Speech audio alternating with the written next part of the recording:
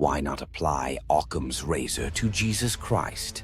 Instead of imagining him to be God incarnate, literally the most improbable claim that could be made about any human being, why not adopt the simplest explanation of who he was? In the Messianic Legacy, Beigen, Lay, and Lincoln wrote, between 1744 and 1767, Hermann Samuel Reimarus, a professor at Hamburg, had argued that Jesus was nothing more than a failed Judaic revolutionary whose body was removed from its tomb by his disciples. Jesus Christ arrived in Jerusalem on an ass. Why? The prophet Zechariah wrote, "Behold, your king comes to you, triumphant and victorious. He is humble and riding on an ass, on a colt, the foal of an ass." Jesus, by arriving on an ass, was sending a messianic sign to the crowds who hailed him as their king. They shouted, "Hosanna! Blessed is he who comes in the name of the Lord." Jesus claimed to be the true Davidic Messiah and king, and he was crucified by the Romans under an inscription proclaiming him the King of the Jews. That is manifestly what he posed as. That's who he said he was. He absolutely did not claim to be God or the Son of God. If he had, the Romans would have put that on his inscription. They liked to be accurate. King Solomon rode to his kingly messianic coronation on a mule that had belonged to King David, his father. Jesus, when he chose the ass as his means for entering Jerusalem at Passover, when the city was in a religious ferment, was posturing as the new Solomon from the sacred line of David. He was claiming, the legitimate ruler of Judea. Abraham led his son Isaac to a place of sacrifice on a donkey. The mule, ass, or donkey was as symbolic as it gets for the Jews. Having ridden into Jerusalem as the rightful king and Messiah, Jesus and his army, and the fired-up mob that followed them, stormed the temple, which was characterized as a corrupt den of thieves collaborating with the Roman occupiers, as an unclean nest of vipers and traitors. A Roman cohort of 600 soldiers then retook the temple and hunted down Jesus.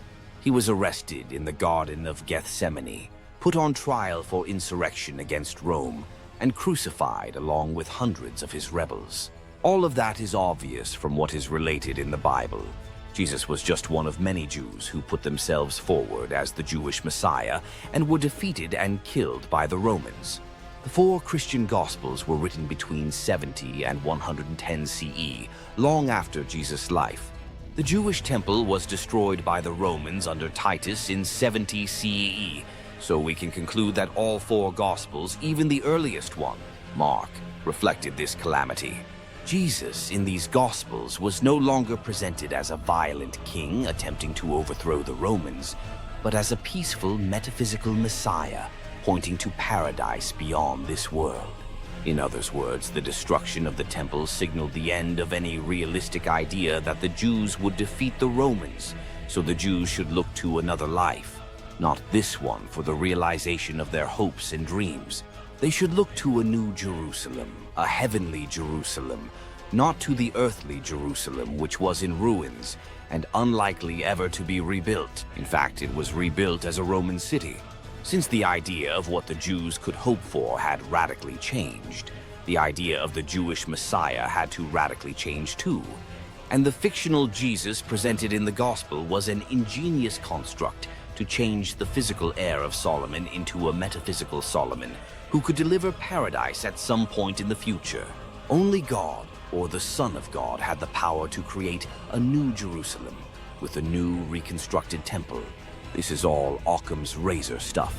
There's no need to believe in magic and miracles. By the way, here's what Titus did when his Roman forces stormed and captured the temple. He led a prostitute into the Holy of Holies, then spread out a Torah scroll and had sex on it with the prostitute to show what he thought of the Jewish God. He then took a sword and cut the curtains separating the sanctuary and the Holy of Holies. Blood spurted forth, and Titus concluded that he had succeeded in killing God himself. He might as well have. Did Titus say, "Where is their God, their rock in whom they trusted?" He ought to have done. The Romans burned down the temple and the whole city. Titus, what a great man! He insulted and blasphemed God on high. He assassinated God. Don't we need a Titus today to do the job again? Must not the God of lies, the father of lies, the devil, perish?